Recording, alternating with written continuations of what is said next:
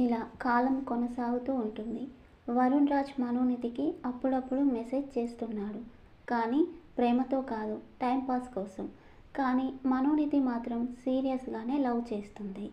వరుణ్ రాజ్ ఎంత తీసి పడేసినట్టు మాట్లాడినా, నిధిని ఎంత చిన్నచూపు చూసినా, ఎన్ని పచ్చిబూతులు తిడుతున్నా, ఎంత వెటకారంగా లెక్క లేకుండా మాట్లాడుతున్నా నిధి వరుణ్ రాజ్ని ప్రాణంగా ప్రేమిస్తుంది.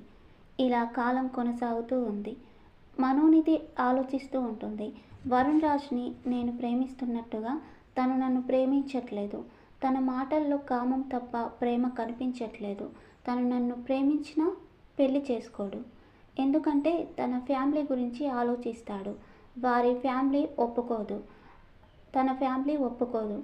ఒక్కసారి నాతో ఇలా అన్నాడు, నేను లవ్ మ్యారేజ్ చేసుకోవాలంటే నాకు జాబ్ రావాలి. నాకు జాబ్ వస్తేనే నాకు ఇష్టమైన పెళ్లి చేసుకోవడం కుదురుతుంది అన్నాడు.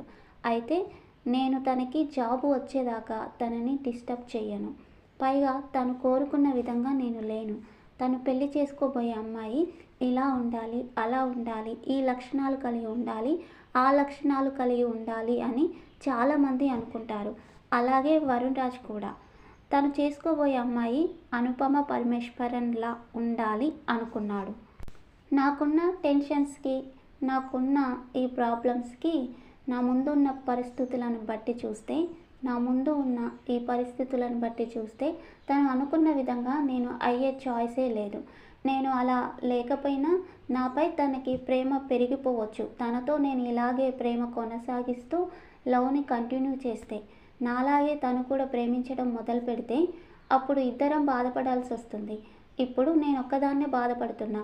మా ఇంట్లో పెళ్ళికి ఒప్పుకోరు. అయినా సరే నేను వరుణ్ రాజ్ని పెళ్లి చేసుకుంటా. అలా జరిగితే నా వల్ల తను చాలా బాధపడాల్సి వస్తుంది. నా వల్ల వారి కుటుంబానికి ఎలాంటి నష్టం జరగకూడదు. కాబట్టి తనకి జాబ్ వచ్చినా సరే నేను తనతో మాట్లాడొద్దు. తనని చాలా దూరం పెట్టాలి. అయినా నేను దూరం చేసుకున్నంత మాత్రాన మా బంధం తెగిపోతుందా? ఒకవేళ దేవుడు కలిపిన బంధం అయితే తెంచుకుంటే తెగిపోదు కదా. అయినా తనని చేసుకోవాలి అంటే నేను కూడా మంచి హై పొజిషన్లో ఉండాలి. తనకి నా మీద నేను తనని ప్రేమించినంత ప్రేమ కలగకముందే నేను సైడ్ అయిపోవాలి. ఇలా అని నా ప్రేమని చంపుకోలేను. అలా అని నా ప్రేమని చంపుకోలేను. వరుణ్ రాజ్పై నాకు ఎంత ప్రేమ ఉందో అంతే ప్రేమ వరుణ్ రాజ్కి నాపై కలుగుద్దంటే నేను తనతో మెసేజ్ కానీ ఫోన్ కానీ చేయొద్దు. తను చేసినా సరే చిరాగ్గా కోపంగా తిడుతూ మాట్లాడాలి. కానీ నా మనసులోనే ఇంత ప్రేమని ఎలా దాచాలి? తనతో మాట్లాడకుండా ఎలా ఉండాలి? కానీ తప్పదు, నేను ఖచ్చితంగా ఉండాలి అని మనోనిధి అనుకుంటుంది. తను అనుకున్న విధంగానే మనోనిధి వరుణ్ రాజ్కి ఫోన్ కానీ మెసేజ్ కానీ చేయలేదు. ఇలా కాలం కొనసాగుతూ ఉంది. కొంతకాలానికి వరుణ్ రాజ్ నిధికి ఫోన్ అండ్ మెసేజ్ కూడా చేశాడు. నిధి ఉండబట్టలేక చెప్పలేనంత ఆనందంతో రిప్లై ఇచ్చింది. కానీ వరుణ్ రాజ్లో ఎటువంటి మార్పు లేదు. అదే వైఖరితో ఉన్నాడు. పచ్చి బూతులు మాట్లాడుతున్నాడు. నిధి భరిస్తూ వచ్చింది. తన మాటలు ఎంత బాధని కలిగించినా ప్రేమించింది కాబట్టి భరిస్తూ వచ్చింది. ఇలా రోజులు గడుస్తూ ఉన్నాయి. ఇద్దరి మధ్యన మళ్ళీ బ్రేక్ వచ్చింది. తర్వాత మళ్ళీ 2021లో వరుణ్ రాజ్ మనోనిధికి మెసేజ్ చేశాడు. అవి కూడా భూతు పురాణం చేశాడు. నిధికి చాలా బాధ కలిగింది. ఈసారి మనోనిధి కావాలనే వరుణ్ రాజ్ని, బుద్ధుందా నీకు? ఒక ఆడపిల్లకి ఇలా మెసేజ్ చేయడానికి సిగ్గులేదా నీకు? అడ్డమైన చెత్త వాగుడంతా వాగుతున్నావు. చాలా గలీజ్గా మెసేజ్ చేస్తున్నావు నువ్వు. ఛీ, నాకు మెసేజ్ చేసి కామపు మాటలు మాట్లాడుతున్నావు. నాపై ప్రేమతో కాదు కదా నువ్వు మెసేజ్ చేసేది. చీతు, ఎంత చెత్తగాడివి నువ్వు. చెయ్యకి ఇంకోసారి నాకు మెసేజ్ అంటుంది మనోనిధి వరుణ్ రాజ్తో. ఇక వరుణ్ రాజ్ ఆ రోజు నుండి కొంతకాలం వరకు మనోనిధికి మెసేజ్ చేయలేదు. కానీ మరికొంతకాలానికి మళ్ళీ మనోనిధికి మెసేజ్ చేశాడు వరుణ్ రాజ్. నిధి ఈసారి చూసి కూడా రిప్లై ఇవ్వలేదు. ఇలా నెల రోజులు గడిచిపోయింది. కానీ మనోనిధికి మనసు ఆగట్లేదు. అయ్యో, అనవసరంగా మెసేజ్కి రిప్లై ఇవ్వకుండా ఉన్నానే. ఇప్పుడు నాకు మాట్లాడాలనుంది. కానీ ఎలా? పోనీ నేనే మెసేజ్ చేస్తా.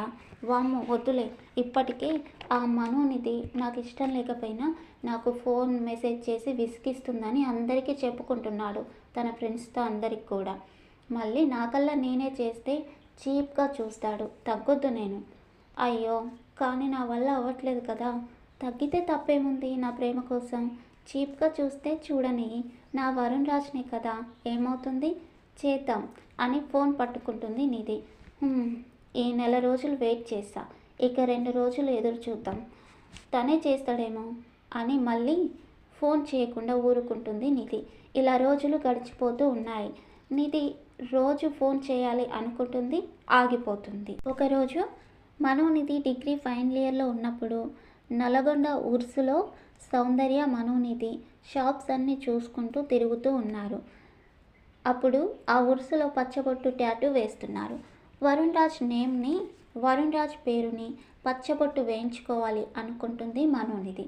అదే విషయం సౌందర్యతో మనోనిధి చెప్తుంది, నేను పచ్చబొట్టు వేయించుకుంటాను వరుణ్ రాజ్ నేమ్ని అని. హే, బుద్ధుందా నీకు, అలాంటి పనులు చేయకు అంటుంది సౌందర్య. హే, నేను వేయించుకుంటా, ప్లీజ్ ఆగవే అంటుంది మనోనిధి. నేను ఆగనే, అసలు ఏమనుకుంటున్నావే నువ్వు, పిచ్చి కూడా పట్టిందా నీకు? రేపటి రోజున చాలా ప్రశ్నలు ఎదురవుతాయి నీకు, ఏం సమాధానం చెప్తావు? సగం పేరు రాయించుకుంటానే మా ఫ్రెండ్ నేమ్ అని చెప్తా అంటుంది మనోనిధి. ఆ సగం పేరులో నీ ఫ్రెండ్స్లో ఎవరు లేరు, అయినా నీ బెస్ట్ ఫ్రెండ్ అనూహ్య. పేరు కొట్టించుకోవాలనుకుంటే నువ్వు అను అని కొట్టించుకోవాలి. ఇది ఎవరని అడుగుతారు, అప్పుడు ఏం చెప్తావు అంటుంది సౌందర్య. ప్లీజ్ సౌందర్య, ఏం కాదు, నేను మేనేజ్ చేసుకుంటా, ఆగవే అంటుంది మనోనిధి. నేను వెళ్తున్నా అని ముందుకు నడుస్తుంది సౌందర్య. నిధి మాత్రం రాదు, అక్కడే నిలబడి టాటూ వేస్తుంటే వాళ్ళ వైపు చూస్తూ ఉంటుంది వేయించుకోవటానికి. పో, నేను వేయించుకొని వస్తాగాని పో అంటుంది నిధి. ఇక సౌందర్య కోపంగా నిధిని అక్కడి నుండి లాక్కెళ్తుంది. ఇక దారిలో, ఒసై మెంటల్ దానా, మైండ్ పనిచేస్తలే నీకు? ఆ అబ్బాయికి నీ పైన ఏమన్నా ప్రేమ ఉందా, నిజమైన ప్రేమ ఉందా? నీకుండగానే సరిపోదు. మన ఆలోచనలు ఈరోజు ఉన్నట్టుగా రేపుండవు, రేపున్నట్టుగా ఈరోజు ఉండవు.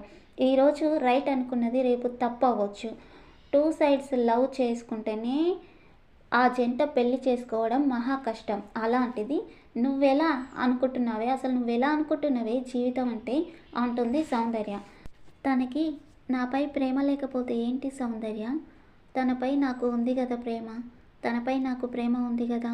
పచ్చబొట్టు వలె కూర్చబడింది నా హృదయంలో తనపై ప్రేమ. తనే నా జీవితంలో మొదటి వ్యక్తి, లాస్ట్ వ్యక్తి.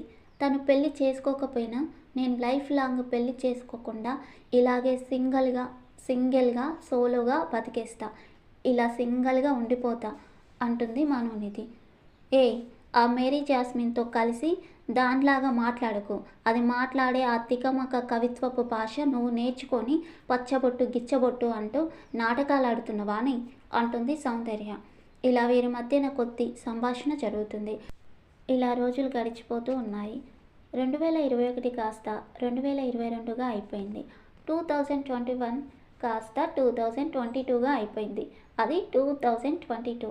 ఒకరోజు మనోనిధి వాళ్ళ ఊరి మండలం నుండి ఇంటికి వచ్చేటప్పుడు అదే ఆటో దగ్గరికి రిత్వినిక వచ్చింది. మనోనిధి రిత్వినికని చూడగానే నవ్వుతూ ఉంటుంది. మనోనిధి మాస్క్ పెట్టుకోవడం వలన ఆ నవ్వు రిత్వినిక చూడలేదు. కానీ రిత్వినిక మాత్రం మనోనిధిని చూడగానే ఆటో ఎక్కడానికి ఇబ్బంది పడింది. చిరాగ్గా ముఖం పెట్టి బలవంతంగా తప్పనిసరి పరిస్థితిలో ఆటో ఎక్కాలి అన్నట్టుగా ఎక్కి ఆటోలో చెక్కపై కూర్చుంటుంది. మనోనిధి వెమ్మటే రిత్వినిక అక్క బాగున్నావా అని మాట్లాడింది. రిత్వినికతో చాలా ఇబ్బందిగా చిరాగ్గా పేసి పెట్టి అంటుంది రిత్వినిక. ఇక్కడ కూర్చో అక్క సీట్లో అంటుంది మనోనిధి. అప్పుడు లేచి మనోనిధి పక్కన కూర్చుంటుంది రిత్వినిక అయిష్టంగానే, ఇష్టం లేకుండా అయిష్టంగానే. రిత్వినిక చైల్డ్ని తన వడిలో కూర్చోబెట్టుకుంటుంది. సీట్ ఖాళీగా ఉండటంతో సీట్లో కూర్చోబెట్టక్క అంటుంది మనోనిధి. రిత్వినిక తన లిటిల్ చైల్డ్ని ముద్దు చేస్తూ కూర్చుంటావా అని కూర్చోబెడుతుంది. ఇక మనోనిధి చైల్డ్ చేయి పట్టుకొని ఒక 4 మాటలు చిన్నపిల్లలతో ఎలా మాట్లాడతారో అలా మాట్లాడి బుగ్గలు సున్నితంగా నిమిరి గిల్లి, నీ చైల్డ్ చాలా బాగుందక్క నీలాగనే అంటుంది. రిత్వినిక ఏమీ మాట్లాడదు. ఏం పేరు పెట్టావక్క అంటుంది మనోనిధి. రిత్వినిక పేరు చెప్పింది. ఎన్ని ఇయర్స్ అంటుంది రిత్వినికతో మనోనిధి. రిత్వినిక ఎన్ని ఇయర్స్ చెప్తుంది. ఇలా కొద్ది దూరం వచ్చాక అతను ఆటోలో పాట పెట్టాడు. అది ఏం పాట అంటే వరుణ్ రాజ్ అనే పాట. అదే వరుణ్ రాజ్ స్టోరీలో కాకుండా బయట నిజంగా ఉన్న పేరుతో ఆ పాట వస్తుంది. ఇక మనోనిధి తన మనసులో ఇలా అనుకుంటుంది, ఆ మెంటల్ గాడి వల్లనే మా ఇద్దరి మధ్య గొడవ జరిగింది. ఇద్దరి మధ్య గొడవ పెట్టి కూర్చుంటివి కదరా వరుణ్ రాజ్గా అనుకుంటుంది మనోనిధి. ఇంకొంచెం దూరం వచ్చాక మనోనిధి సౌందర్యకి ఫోన్ చేసింది. తన ఫోన్లో అప్పుడే బ్యాలెన్స్ అయిపోయి ఫోన్ కలవట్లేదు. అప్పుడు నిధి, రిత్వినిక అక్క నీ దగ్గర ఫోన్ ఉందా, ఒకసారి ఫోన్ ఇవ్వవా, సౌందర్యకి ఫోన్ చేస్తా, నా దాంట్లో ఇప్పుడే బ్యాలెన్స్ అయిపోయాయి, దానికి బ్రెడ్ ప్యాకెట్ ఇవ్వాలి, ఫోన్ చేస్తే మా పిన్ను వచ్చి అక్కడ రోడ్డు దగ్గర నిలబడితే ఆటోలో నుండే ఇచ్చేయొచ్చని ఫోన్ చేద్దామంటే ఇప్పుడు నా దాంట్లోనేమో బ్యాలెన్స్ అయిపోయింది అంటుంది మనోనిధి. అప్పుడు రిత్వినిక, నా దగ్గర ఫోన్ లేదు, నా చైల్డ్ ఫోన్ కింద పడేసి పగలగొడితే డిసిప్లే పోయింది, మా అమ్మ ఫోన్ కూడా ఖరాబ్ అయితే రిపేరింగ్కి ఇచ్చి వస్తున్నా అంటుంది రిత్వినిక. అయ్యో కిడ్స్ అంతే అక్క, ఇవ్వకపోతేనేమో ఏడుస్తారు, ఇస్తేనేమో ఇలా చేస్తారు అంటుంది మనోనిధి. రైటర్ మాట, ఇక్కడ నేను రిత్వినిక సంతానంని చైల్డ్ అని చెప్పాను, అంతేకాని పాపనా బాబునా అనేది చెప్పలేదు, రాయలేదు. బాబీనా బేబీనా, పాపనా బాబునా అనేది క్లియర్గా నేను చెప్పలేదు. ఒకవేళ అలా రాస్తే తర్వాత తనకి ఇబ్బంది అవుతుంది కాబట్టి నేను చైల్డ్ అని రాశాను. ఇక మన మనోనిధిలాగా తొందరపడి ఒక కోకిల ముందే కూసింది అన్నట్టుగా చేయకండి. తొందరపడకే సుందరవదన అని అందుకే అన్నారేమో. తొందరపడి మిడిమిడి జ్ఞానంతో అనుభవం లేని ఆలోచనలతో ప్రేమ అనే మత్తులో ఉండి ఏమీ ఆలోచించకుండా, ముందున్న జీవితం గురించి ఆలోచించకుండా పచ్చబొట్టు వేయించుకున్న నీ పేరుని అందగాడ అనే కోసం అంటూ ఎక్కడ పడితే అక్కడ పచ్చబొట్టు వేయించుకోకండి. ఎందుకంటే తర్వాత మీరే సమస్యల్ని కొని తెచ్చుకున్నట్టు అవుతుంది. ఆ రోజు మనోనిధిని సౌందర్య ఆపింది కాబట్టి సరిపోయింది, లేదంటే మనోనిధి చాలా సమస్యల్ని ఎదుర్కొనవలసి వచ్చేది. అంటే అంత ప్రేమ ఉంది మనోనిధికి. సూదులతో పచ్చబొట్టు గుచ్చుతుంటే ఆ బాధను కూడా హాయిగా భరించే అంత ప్రేమ ఉందన్నమాట. మనోనిధిలాగా ఇంకెంతమంది ఉన్నారు, అది కూడా వన్ సైడ్ లవ్లో. ఇలా కాలం కొనసాగుతూ ఉంటుంది. కొంతకాలానికి ఒకరోజు రైటర్ మేరీ జాస్మిన్ వాళ్ళ ఇంటికి మనోనిధి వచ్చింది. ఇద్దరు కబుర్లు చెప్పుకుంటున్నారు, జోక్స్ వేసుకొని నవ్వుకుంటూ ఉన్నారు. అలా నవ్వుకుంటూ వాళ్ళ ఇంట్లో నుండి బయటకు వచ్చారు. అప్పుడు ఒక పెద్దావిడ, బాగానే నవ్వుతుర్రు కానీ పెళ్ళెప్పుడు చేసుకుంటారమ్మా ఇద్దరు అంటుంది.